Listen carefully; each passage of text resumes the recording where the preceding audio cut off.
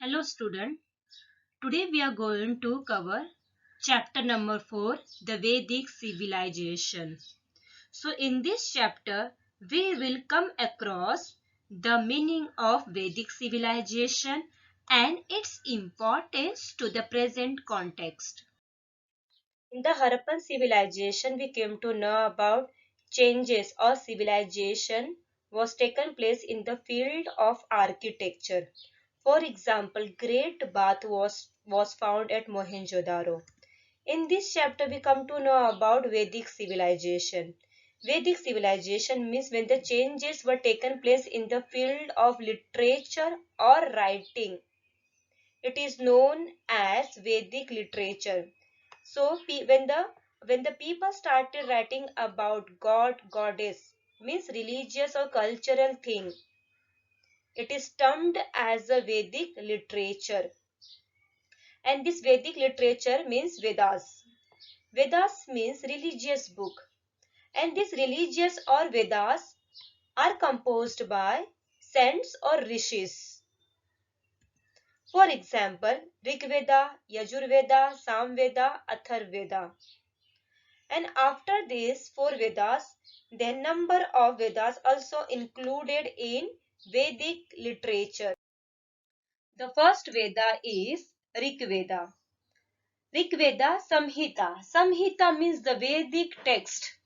And these Vedic texts are known as Samhita. In Rig Veda, number of richas are there. So, richa means each verses of the Vedas. Children, tell me, what do you mean by verses? See, verses means stanzas. See, these stanzas of the Veda is known as richa. And this riches is related to praise the deities. Okay, so what do you mean by richa? Now we came to know about each verses of Vedas. And this riches about to praise the deities. Okay, means they are showing their devotional feeling, their love feeling towards the god or goddess, towards their nature. Understood? And now next new word is there, sukta. See this one, last word, sukta. Now we will see what do you mean by sukta. When number of richas are put together, number of richas are put together to praise a particular deity. Here keyword is there, particular. We are talking about one god, one particular deities. The poetic composition is called sukta. So here we can see Rig Veda consists of many suktas. Okay, consists of many suktas. And these suktas are composed to praise, okay, composed to praise different deities. Now move to next Veda, that is Yajur Veda. Yajur Veda contains number of mantras, and these mantras are uttered during yajna. Okay, whenever we do any yajna, also if you talk about current situation, also if we are doing any yajna to purify our climate, to remove the negativity, so we perform yajna. And during yajna we say number of mantras, and these mantras are written in which Vedas? Yajur Vedas. Understood? And Yajur Vedas provide guidance. What did they provide? Guidance. Which kind of guidance? The guidance about how and when the different mantras must be chanted during yajna.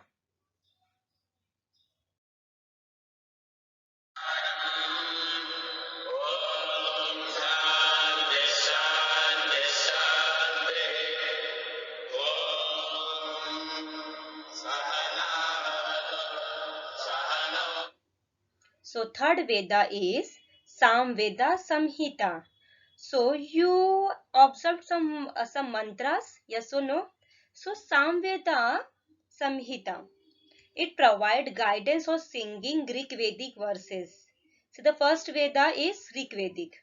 So in the Rig Vedic number of verses are there. So this Veda, which Veda? Samveda. Okay, this Samveda provide guidance how to sing. Okay, how to sing these verses in a rhythm and a tune wise. Understood? At the time of yagna rites. So if we are doing any yagna is there, yagna. So that time how to pronounce. So it's providing a proper guidance. So it is also the laid foundation of Indian music. We love music. If we hear any song, it refresh our mind. So that's why Samveda has a contributed in a major way in laying the foundation of Indian music. Last one is the fourth Veda is Atharva Veda. Atharva Veda is named after Atharva Rishi. Okay, Atharva Rishi. And in this book, okay, the book which is written by Atharva Rishi, he talked about how to manage the day-to-day life of the people. And it also includes solution to the adversity and diseases. And in this book, the number of medicinal herbs names are mentioned there. For example, tulsis, neems, yes, ashwagandha. So these medicinal herbs which providing the treatment for the diseases. So Atharva Veda, that's why it is a different from the other three Vedas. Because Atharva Veda which is dealing to the day-to-day life of the people, and it also mentioned the name of medicinal herbs, and they are also providing solution to the diseases. So after four Vedas, okay, Rig Vedas, Atharva Vedas, Sam Veda and Yajur Veda. After these four Vedas, the other Vedas also included in the Vedic literature.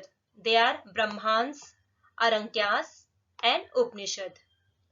Brahmans, okay, they guide us how to use the Vedic mantras. Okay, this Veda means this book is there, and this book provide a guidance on using the Vedic mantras. Then second one is Arankyas. Arankya is showing the importance of the meditation. Meditation is very important because it provides a inner peace, and it also increase the concentration level. Children, you can also do the meditation. See this picture. Okay, so meditation is very important.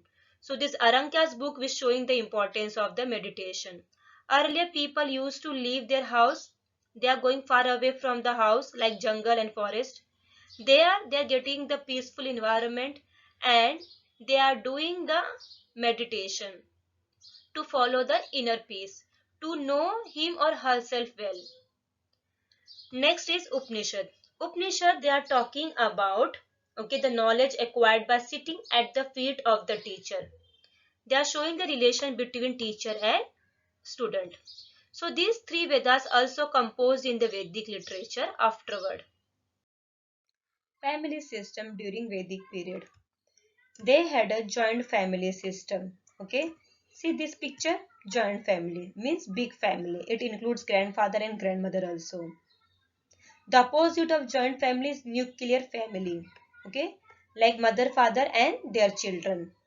But that time they had a big family, means joint family. Patriarchal society.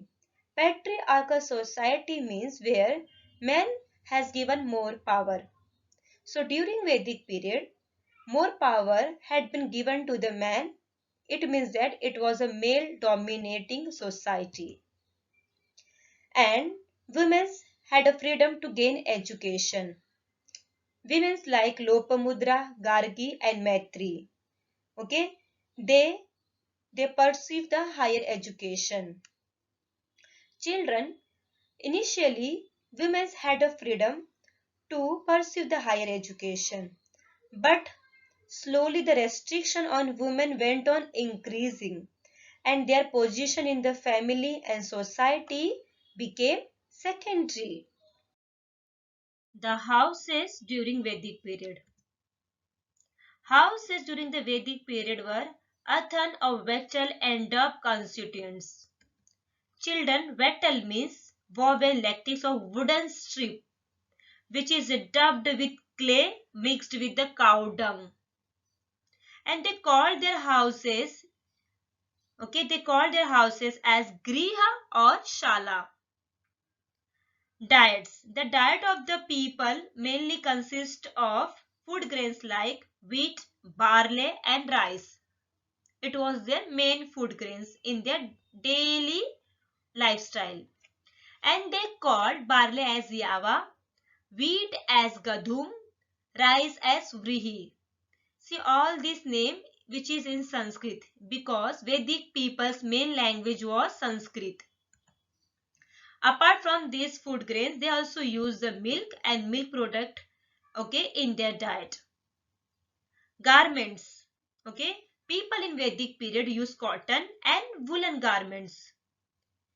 Animal skin were also used in clothing. Now next is ornaments. Ornaments means jewelry. Men and women use ornaments of gold, flower garlands, string made of beads. And in that period, one kind of pendant was very famous. And the name of the pendant was Nishka. Nishka. Nishka. Okay, it was quite popular in that time. Understood? Now means of recreation, okay, to pass the time, to entertain themselves. So they used to do number of things like singing, playing, okay, playing musical instrument, dance, board games, chariot race, okay, hunting the animals. So these were the source of entertainment during that period. Okay, children? Agriculture was the main occupation of Vedic people. See the picture. Many oxen were coupled together to plow the field. Cows had a special importance. As we know, we get number of things from the cows. But during that time, cows were also used as a means of exchange. That's why children, cows were highly prized. People took special care to ensure that their cows would not be stolen. The next important animal was horse. Okay. The horse was valued because of its speed. Then at the starting, agriculture was quite important. Number of people engaged in agriculture. But slowly and gradually number of occupations means jobs were also developed. When number of jobs were developed, then there was a independent organization were also formed. Okay, means if we want to work for any particular job, any particular organization, so you become a part of such an organization. For example, I am a teacher. I am working in this school, SP Nutan School. So I am a part of that institution. Same way, in that time, Shrenis were formed. Shrenis means independent organization. People started joining such organization to get the job. So, the head of this Shrenis were known as Shreshtis. Okay. During Vedic period, there were 4 Varnas.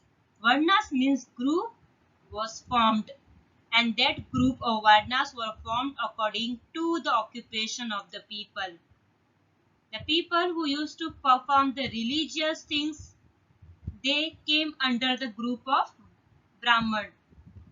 Those who were warrior, so they came under Kshatriya group. Businessmen belong to Vaishya group. Shudra means they are supposed to serve all these 3 groups. So these varnas afterward decided by occupation. But children, later on, these varnas were determined on the basis of the birth of a child. Was it good? No, it wasn't. Suppose a child from Kshatriya Varna want to become a businessman, but he was not allowed to change his Varnas. In whatever, in whatever Varnas he or she was there, that Varnas are supposed to follow it, and it was a compulsory. So that's why, this Varna system which was determined on the basis of the birth, this give rise to the caste, as we know caste. And this caste system led to the inequality in a society. Now 4 stages of life. During Vedic period, So the idle life, okay, the idle life had become a well established, and it was divided into four stages, four ashramas you can also say, from birth to death.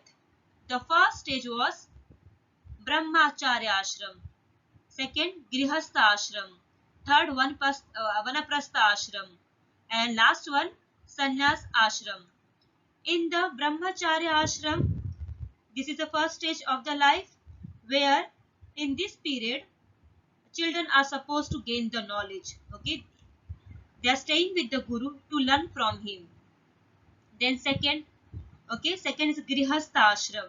After completing the brahmacharya ashram, then second stage of life is grihastha ashram, and it was expected that during this period a man would carry out his duty towards his family and society with the help of his wife. Now third stage was vanaprastha ashram.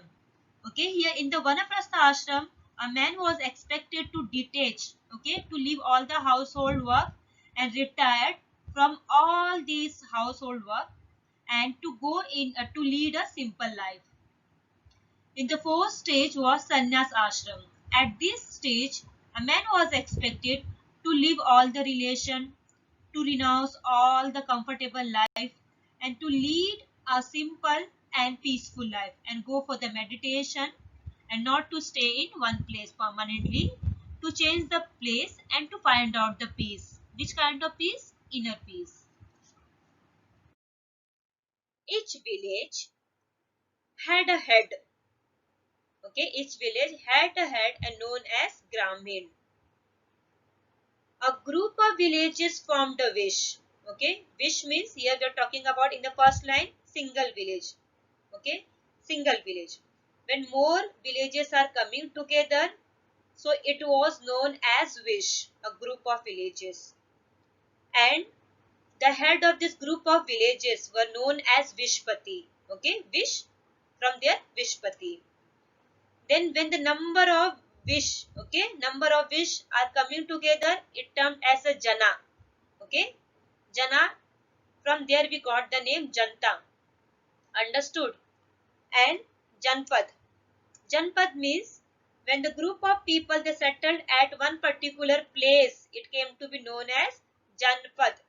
Jan means Janta, Pad means their footprint. So, the place where they settled, it was known as Janpad.